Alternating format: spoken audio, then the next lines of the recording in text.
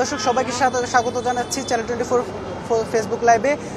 মোমবাতি এবং দিয়াশলাই হাতে কেন্দ্রের সামনে অপেক্ষা করছেন একজন অভিভাবক। এইচএসসি পরীক্ষার্থী ভিতরে পরীক্ষা দিচ্ছে, তার অভিভাবক তার বাবা কেন্দ্রের বাইরে মোমবাতি এবং দিয়াশলাই নিয়ে অপেক্ষা করছেন। আমরা একটু জানার চেষ্টা করব তিনি কেন মোমবাতি এবং দিয়াশলাই হাতে অপেক্ষা করছেন, আমরা একটু তার কাছ থেকে জানার চেষ্টা করব। আপনি এই যে ভিতরে আপনার কে পরীক্ষা দিচ্ছে আর বাইরে বাইরে আপনি মোমবাতি এবং দিয়াশলাই হাতে কেন? আমি লোকজন কাছে শুনছি ভিতরে কারেন্ট নাই, ওই জন্য তাড়াতাড়ি বাসা থেকে ছুটে আসছে আর কি, মোমবাতি এবং গ্যাস লাইট নিয়ে এই আর কি। এই বিষয়টি কি বলবেন, কেন ভিতরে কারেন্ট থাকবে না, কারেন্ট না থাকলে কেন এই যে জেনারেটরের ব্যবস্থা থাকবে না, এই বিষয়গুলো নিয়ে কি বলবেন? এই বিষয় নিয়ে বলবো যে এত একটা পরীক্ষা কেন্দ্র, যাতায়াত ব্যবস্থা অপ্রতুল, তাছাড়া আপনার এখানে এই ভিতরে জেনারেটর থাকা অবশ্যই, অনেক ছাত্রছাত্রী পরীক্ষা দিতেছে, এটাই আর কি। গ্যাস লাইট আর এই যে মোমবাতি দেওয়ার চেষ্টা করেছিলেন? আমরা ভিতরে গেট, ওখানে গেট বন্ধ, আর আমরা ওখানে বসতে পারিনি আর কি।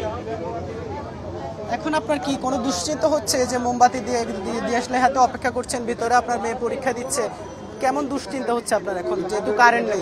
অন্ধকারের ভিতরে পরীক্ষা দিতে পারতেছে কিনা, কি করতেছে, সেটাই আমার বিষয় আর কি।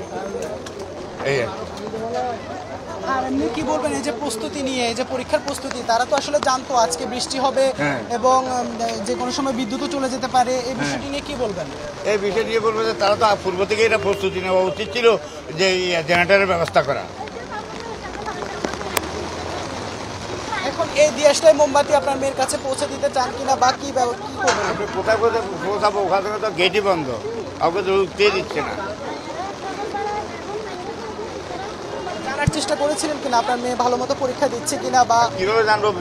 মোবাইল ব্যবহার তো ভিতরে হচ্ছে না, মেয়ের কাছে ভিতরে মোবাইল থাকলে বলতে পারতাম যে তুমি অন্ধকারে আসো কিনা আলোতে আসো, পরীক্ষা দিতে পারতেছি কিনা। আমি গেটে অপেক্ষা করতেছি এই গ্যাস লাইট এবং মোমবাতি নিয়ে। আর এই যে জলাবদ্ধতা, পানি, বৃষ্টি, খুব এখানে ব্যবস্থা খুবই অপ্রতুল। এখানে পরীক্ষার আসার সময় এক কোমর পানি, যাওয়ার সময় গাড়ি পাওয়া যায় কিনা দুষ্কর। আমরা একটু আরেকজন অভিভাবকের সাথে কথা বলবো, যিনি আসলে কয়েল নিয়ে তার মেয়ের কাছে যেতে চেয়েছিলেন, কিন্তু কয়েল নিয়ে তিনি আসলে শেষ পর্যন্ত যেতে পারেননি। যে মেয়ের কাছে কয়েল নিয়ে যেতে চেয়েছেন এবং যেতে পারেননি, এখন ভিতরে পরীক্ষা দিচ্ছে মেয়ে, কেমন দুশ্চিন্তা হচ্ছে? চিন্তা লাগতেছে একটা, মানে মেয়ে কথা বলতে তাড়াতাড়ি চলে গেছে, বৃষ্টি বেশি পড়তেছে, এখন আর মেয়ের সাথে আমরা কেউ কথা বলতে পারিনি। ভিতরে কারেন্ট নেই, পাশাপাশি নিচে পানি, উপরে কারেন্ট নেই এবং মশা, সবকিছু মিলে কি বলবেন এই বিষয়টা? এই বিষয়টা একটা চিন্তার ব্যাপার হয়ে গেছে, মেয়ে কি লিখতে পারতেছে না পারতেছে, এটা একটা চিন্তা নিয়ে করতেছে, আর করার কিছু নেই। আপনি যদি একটু বলেন আসলে যে ভিতরে কারেন্ট নেই, সবকিছু মিলে কেমন দুশ্চিন্তা হচ্ছে? টেনশন হইতেছে না, বাচ্চা কি পরীক্ষা দিতে পারতেছে না পারতেছে, এটা নিয়ে টেনশন হইতেছে না।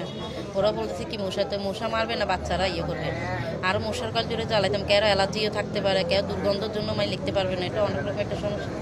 এই কারণে ওরা জেনারেটর একটা ব্যবস্থা করে রাখার দরকার ছিল না, ওদের এত বড় একটা কলেজ।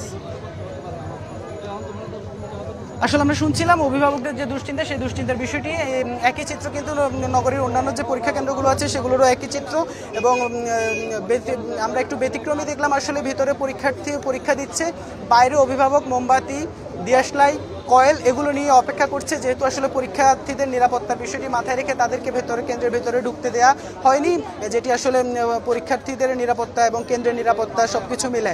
আর ভেতরে পরীক্ষার্থীরা পরীক্ষা দিচ্ছে, দিন শেষে তারা পরীক্ষা দিয়ে বের হয়ে আসলে অভিভাবকদের হয়তো যে দুশ্চিন্তা, পরীক্ষার্থী যদি পরীক্ষা ভালো হয় সেক্ষেত্রে তাদের দুশ্চিন্তা হয়তো কমে আসবে।